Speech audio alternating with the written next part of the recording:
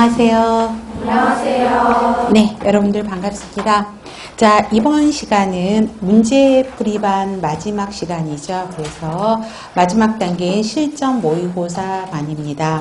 여러분들이 이제 잠깐 문제집을 보셨겠지만, 자, 실전 모의고사 반은 이제 시험을 바로 앞두고 마지막에 정리하는 시간이라고 생각을 하시면 될 것 같습니다.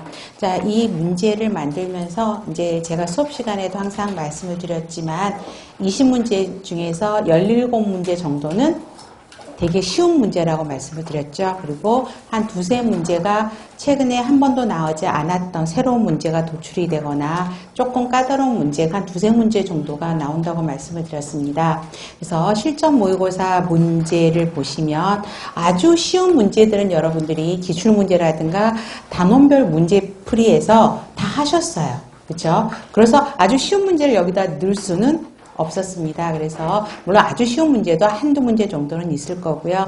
조금 비비꽃 문제도 있고요. 한 번도 들어보지 못한 문제들도 한두 문제씩은 들어가 있는 거를 보실 수가 있습니다. 그래서 제 나름대로 문제를 빠지지 않도록 여러분들한테 이제 드리려고 노력을 했던 부분이 이제 이 실전 모의고사 반이고요. 그 다음에 실전 모의고사 반은 12회 모의고사 형태로 진행이 될 겁니다. 그래서 50여 분 동안은 20문제 풀면서 관련된 중요한 개념들을 다시 한번 정리할 거라고 진행을 할 거라고 생각을 합니다. 자, 수업 시간 전에 항상 여러분들 강의 유인물을 꼭 확인하셨으면 좋겠습니다. 자, 인강을 통해서 수업에 참여하신 선생님들은 자료실에 유인물 올려져 있으니까 다운 받으셔서 수업에 참여하시면 좋겠습니다.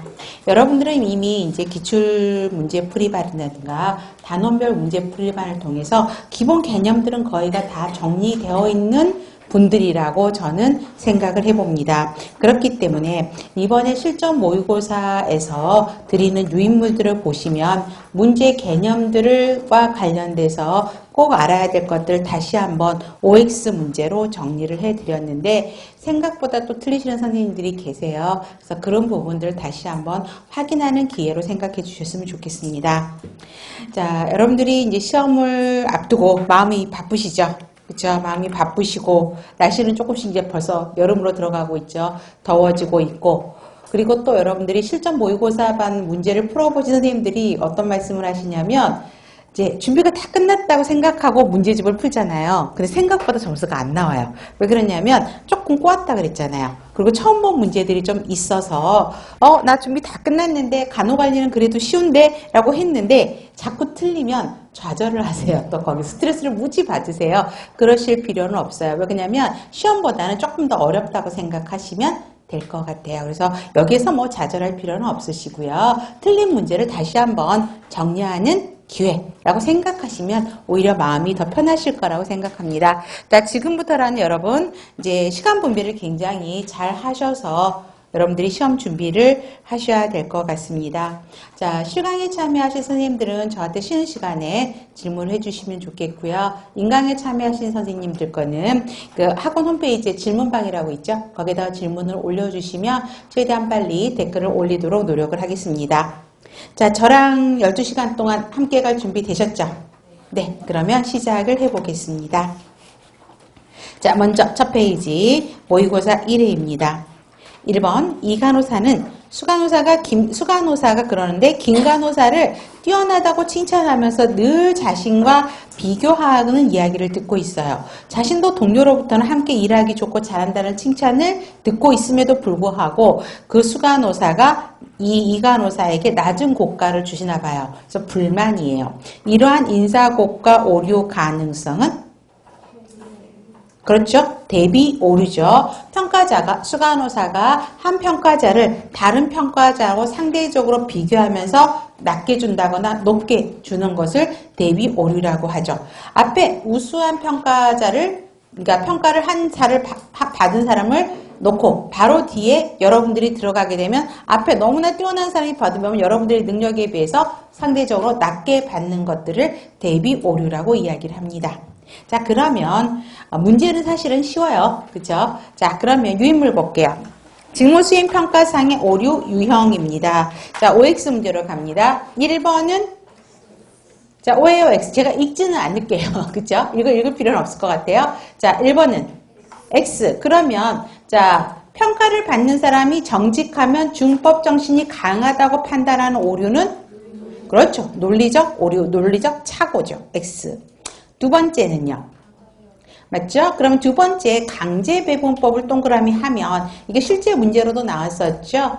집중화 경향, 관대화 경향을 방지하다. 이거 꼭 기억하셔야 되고요. 위에서 분포를 미리 정해놓고 분표별로 점수를 배정하는 방법은 강제 배분법. 그러면 집중화 경향, 관대화 경향이 나타나는 방법은 도표시 평정 척도법이죠. 3번은요.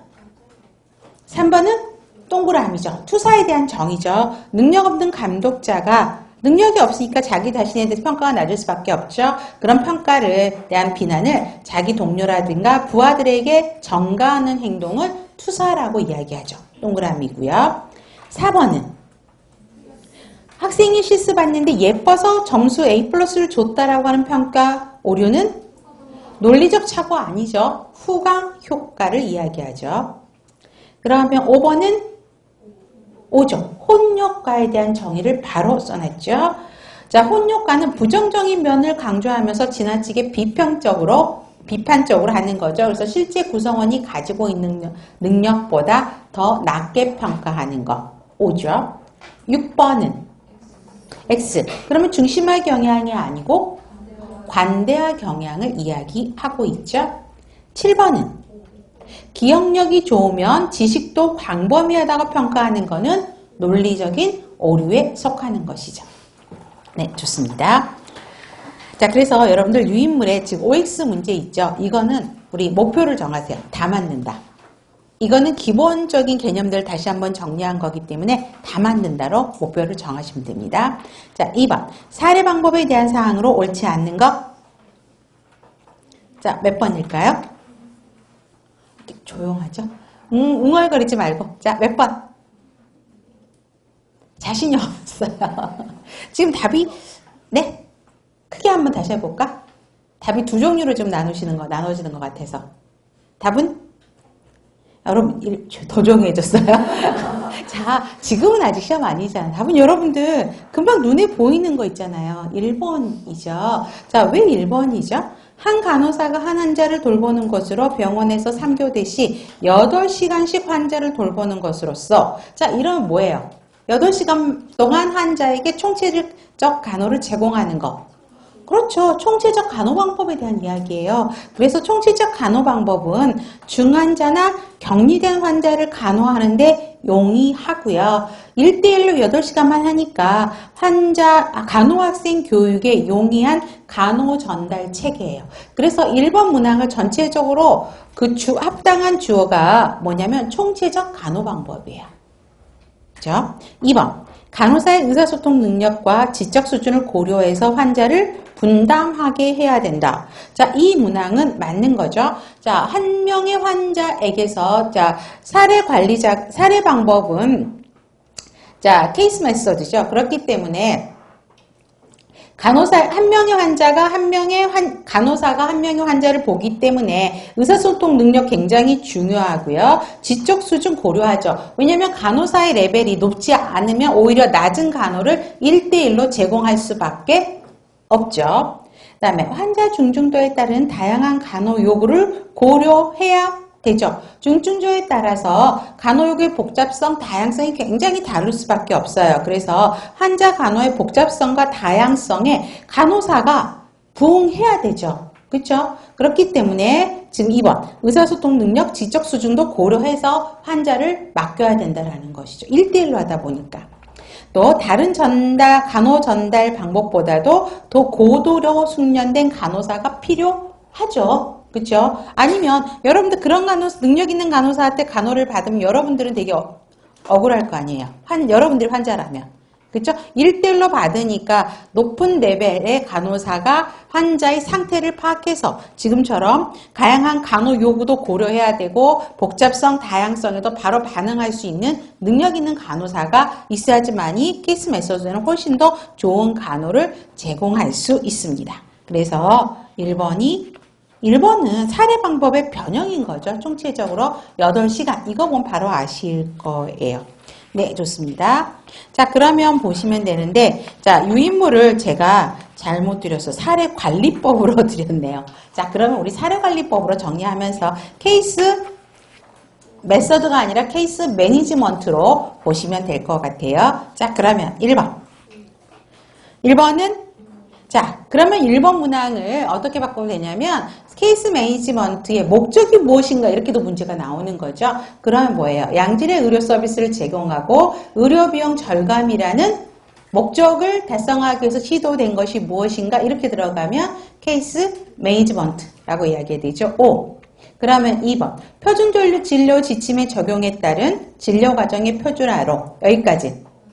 맞아요. 진료 자율성은 증대되는 게 아니라 침해되는 것이죠. X. 3번은